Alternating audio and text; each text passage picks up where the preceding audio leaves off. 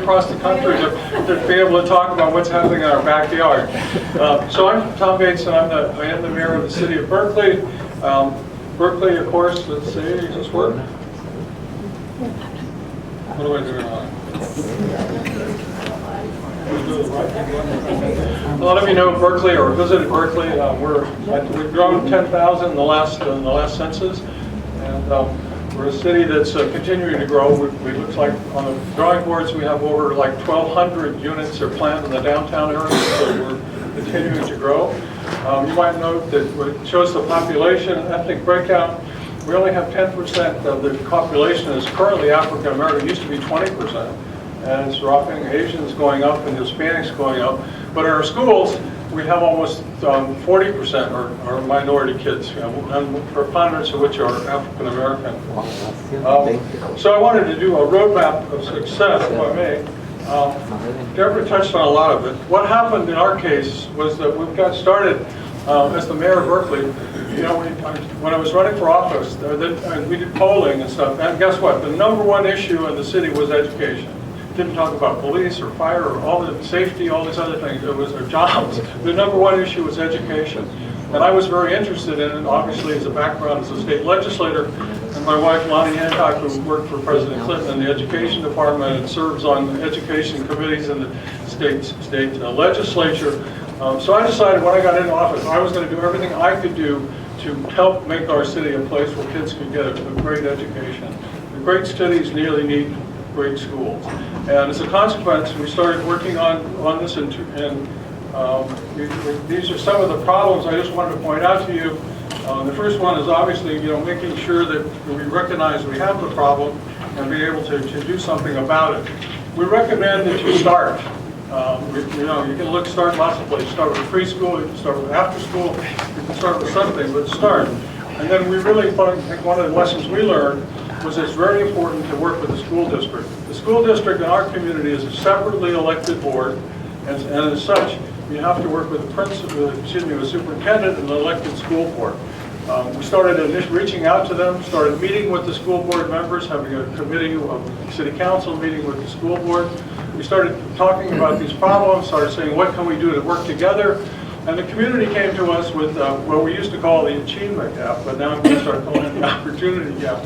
And so we started talking about that problem, and we ended up saying, we need to get together, we need to formalize this. We need to be able to work on a way to enter into a memorandum of understanding, and then we need to figure out some way to govern.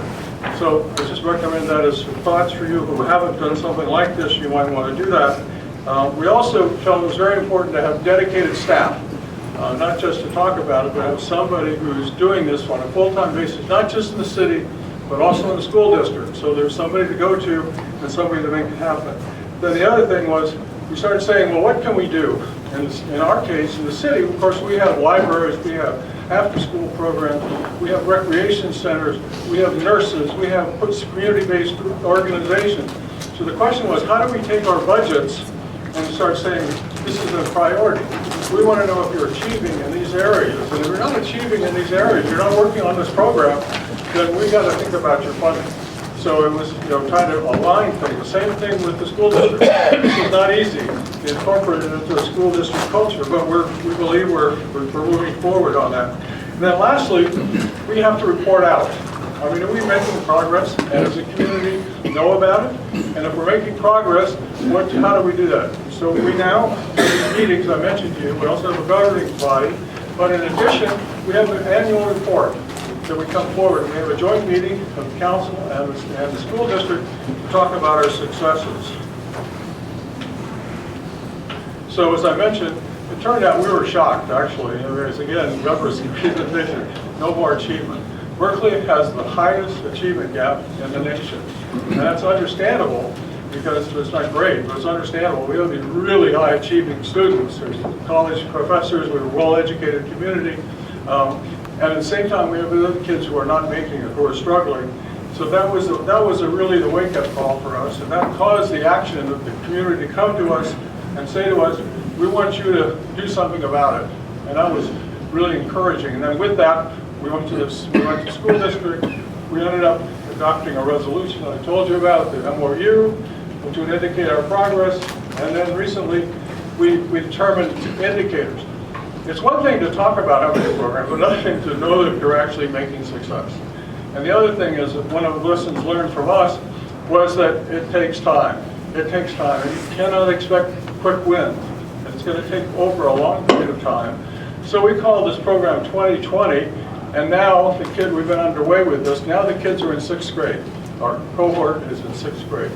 And so we're then decided what are the things we're going to focus on? What are the priorities that we can make these indicators? And we can't do them all, but let's get started.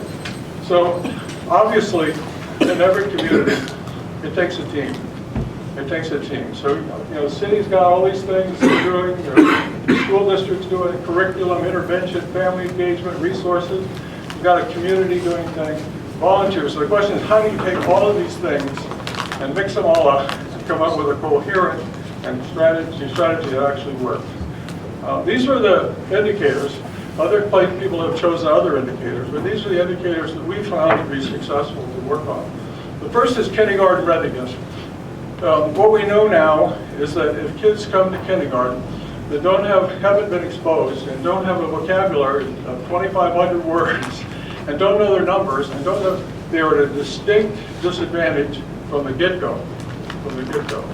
So we know that also if you can't read proficiently by 3rd grade, you are destined for a big problem in your life. That's really sad to say. You're not going to give up on these people, but it's sad to say that it's definitely a problem.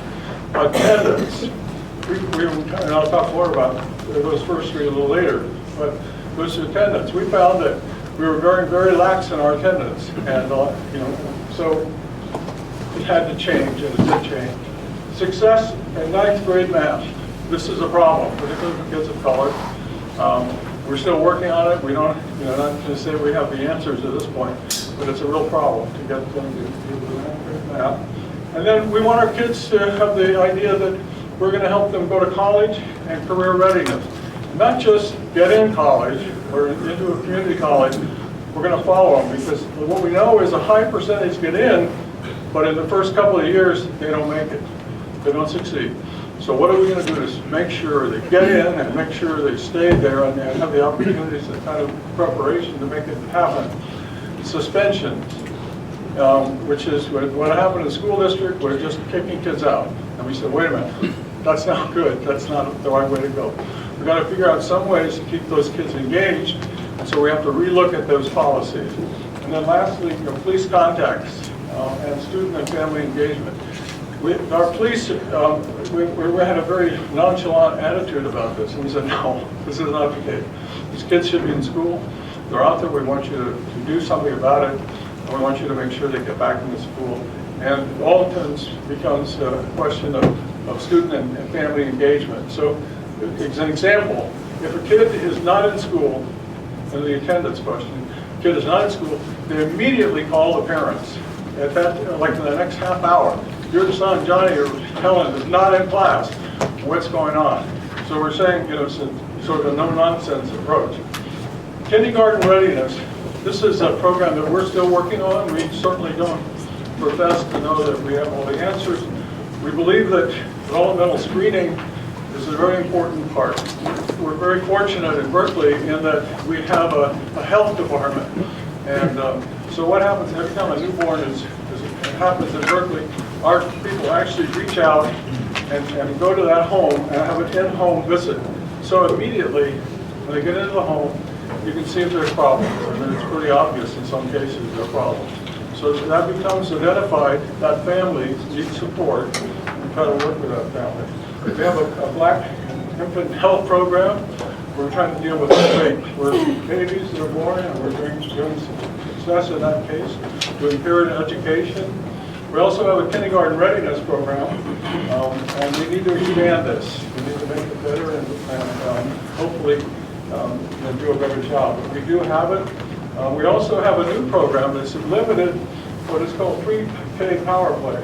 And it gives kids an opportunity for kids to actually learn their numbers and learn how to be self-regulated. I'd actually like to have some of my council members take that. But what we found is that in the first year, we've gotten really great results. So hopefully, this is African American children. We're doing a much better job in terms of identifying letters and sounds, and it seems to be something we're making real progress at. Proficiency in reading. This has been one of my favorite things that I've really been pushing. And I want to point out to you that this is a community-based program. But the city, when I attended one of the mayor's conferences, we came up with the idea of trying to do what we call the summer slide. In the summer, kids who don't come from homes that don't have strong academic backgrounds, during the summer, they slide, go back to school in the 3rd or 4th grade, and they've actually gone down. Where other kids would have more opportunities for various kinds of proposals, various kinds of exposure, do better. So we said we want to stop that. So we started a summer read program, and then suddenly that summer read program got involved with doing exercise and nutrition, and then it became a year-round program. It's now in all of the schools. It's an after-school program. It's in like 15 different programs now in the after-school, and it's worked with tutors. And people, this is particularly true with in communities where they have young people, students, and particularly college and university towns. What we do is we use the Work Studies program. The Work Studies program on campus works with kids of color on the campuses to be able to become tutors. They're trained by the university, works with them in Graduate School of Education. So these kids then go out and work one-on-one with these kids and teach them with a reading skill. And as you can see, the results are pretty phenomenal. We've made great progress. In the case of African Americans, you can see that it's gone up substantially. And same with Latino, Hispanic kids.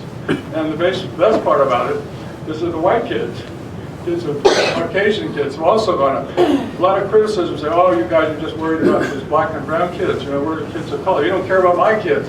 We say, no. The results show that not only did it work for them, but it worked for everybody. So that was important. Attendance. As I mentioned to you, this seems like it's not a major issue, but it certainly was in our case. We found out, I was under the impression, that, well, attendance, kids drop out in middle school or in high school. That's when they don't know.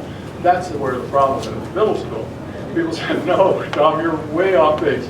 The problem starts in kindergarten, in preschool. Those kids who don't attend, the families that don't send the kids to kindergarten, are the same families that those kids have a huge probability that they're not going to make it through middle school, they're not going to make it through high school. So we started an intervention right then. So it happens immediately when the kids are not coming to kindergarten. We want to know what's going on with that family. What can we do to enforce that family, to help them? And then we also are interested in trying to help those families get more values in education at the same time.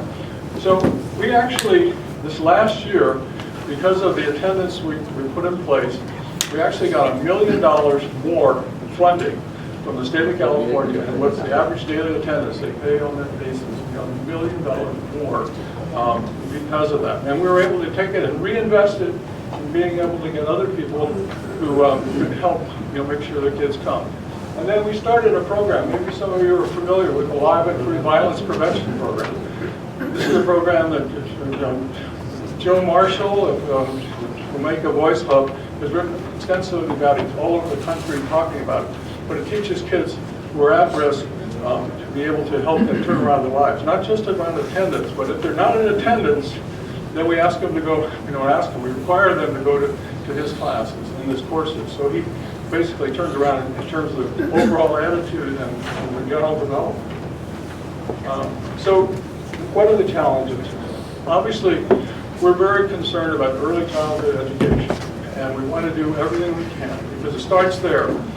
We feel like we're going to do whatever we can to realign resources to be able to have it in K 0 to 5.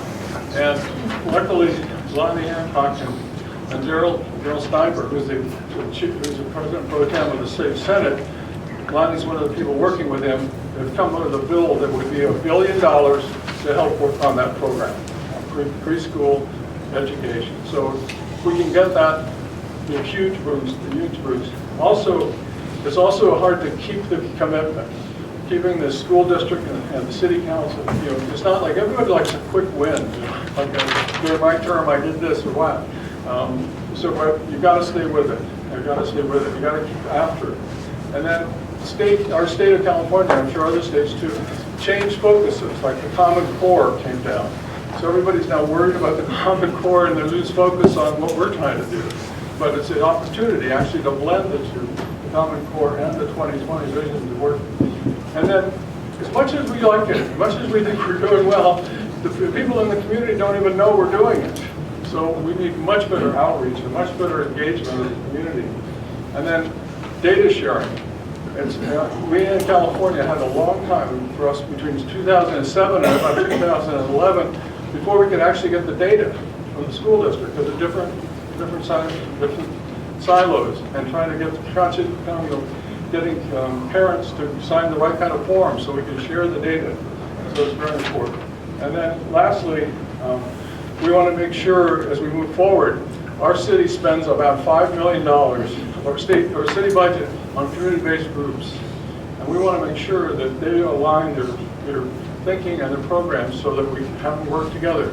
As an example, when we have our recreation facilities, people come to our rec centers, they're talking about reading, they're talking about what is going on in school, they're talking about what's relevant at that age group. In our libraries, we want to make sure that when they come in there, they also get books that are appropriate for their age and category. Same thing is true with our groups that work with teens. So it's really a group effort. And I would just say to you that as the mayor, I've been fortunate. I may not be the best mayor Berkeley's had, but I'm the longest serving one. And it takes a long time. And you got to keep after it, but it's well worth it. The results are well worth it. Thank you very much.